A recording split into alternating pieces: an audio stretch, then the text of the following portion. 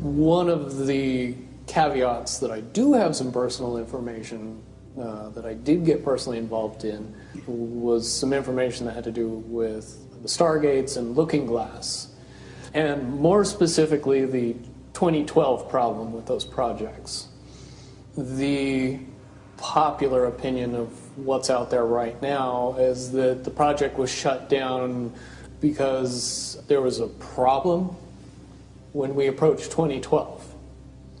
I've heard it described a number of ways, but to my knowledge, the problem is that the timelines converge on that point in time.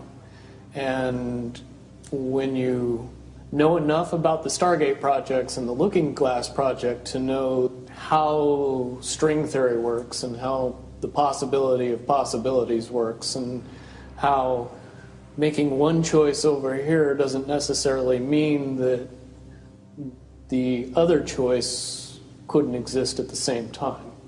But once you get your brain wrapped around this subject, you find out that at the end of 2012, in an easy way to put it, the choices that we make become less and less consequential to the future. And eventually we're pushed into this bottleneck of time, no matter which choice we make.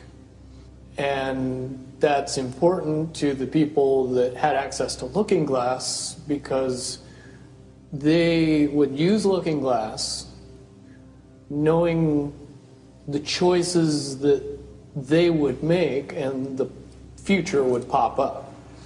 The big mistake was coming up with the possibility of future. And when we started using a computer to say, well, if we make this choice, it's 79% possible that this scenario happens, and 23% are possible, or whatever, I'm using round numbers, that this scenario would happen. The understanding at the time was that was realistic. However, if you go down the road further and free will continues to exercise itself on this game, that 79% possibility sometimes changes very, very fast. But if you look at the situation in a point of time, it seems very realistic that that's the greatest possibility.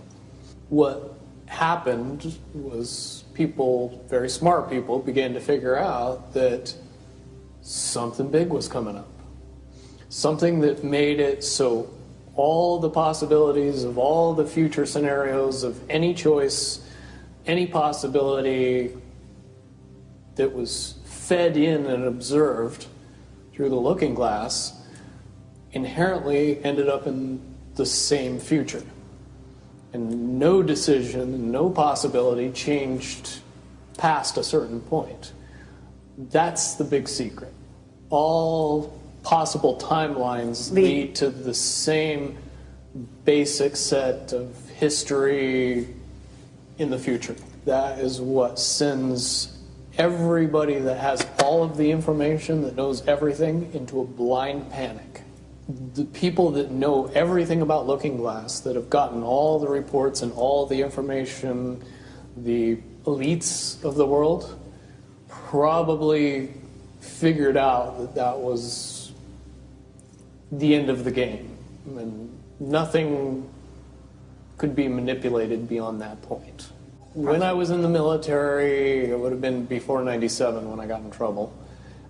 One of my particular areas that I was amazingly intuitive about is problem solving / mission planning, or more specifically, taking a bad mission and fixing it. Certainly knowing how string theory and possible futures works makes it so you can work your mind very quickly to see the reality of what's happening and decide what decisions need to be made to change it for a particular outcome.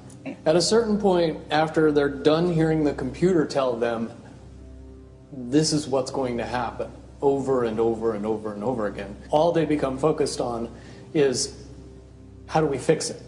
What I do know is that I was called in and asked to solve this problem, this timeline contraction problem. And I eventually did my due diligence and did all the investigating and basically only had one piece of information, and that was reinforcement. The computer's right. The timelines will contract down to some inevitable thing. There is an inevitable event. It's been forecast, it's been predicted, it's been fed to us in a slop trough of what they want us to believe will happen. They don't actually have control over what happens. They only have control over the reaction, and it seems that no matter what they try to do to cause their desired reaction, it's going to have an opposite effect. Much, much easier for me to explain today what that process is as opposed to back then. If I had to give it a name, I would say it's the awakening process. It's an evolution of consciousness that cannot, will not, and no matter what decisions or possibilities are injected into the equation, eventually it all resolves down to us all learning the truth and becoming aware of this massive dam of lies that has been built that keep us from knowing massive volume of information that we should otherwise possess. Essentially what happened with Looking Glass, not only did they not want people to use it anymore because they knew it was just going to burp out the same thing, but at the same time they didn't want anybody else to know what it was saying, I'm sure. Because that information was of a monumental concern when I was in the military about how to prevent this inevitability. Now, at first I thought it was end of the world.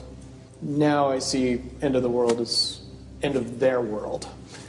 The biggest cherry on top of all this conversation would be a synopsis to say that if I could convince everybody out there that for all intents and purposes, what we believe to be true eventually becomes true.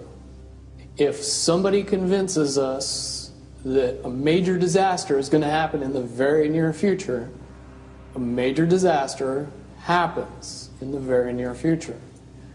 If we don't buy into that fear and accept that there's really nothing that we know is going to happen, and accept of whatever happens, that makes the convergence of the timelines happen as naturally as possible.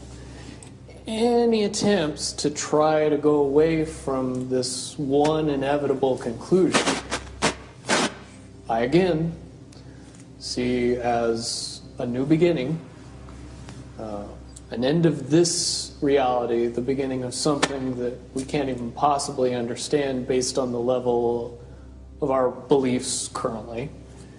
But when all that information comes flooding out, there's going to be no denying what's true and what's a lie or what's illusion. Basically what we're experiencing right now is two master chess players sitting at the board. And one of them looks down at the board and sees that he's in checkmate in 7 moves. And he looks across at his opponent and he knows that his opponent sees it too. So there's no getting out of it. So at this point, the loser can only prolong the game. Both players know the game is over. It's only a matter of time before he does this, and then you're forced to do this, and then he's forced to do this, and eventually checkmate. We, as a race, if we could understand that the game is over, that based on the rules of the game, the bad guys have already lost, the good guys have already won. Yes, there's moves left on the table, but those moves are being forced by the player that is going to win.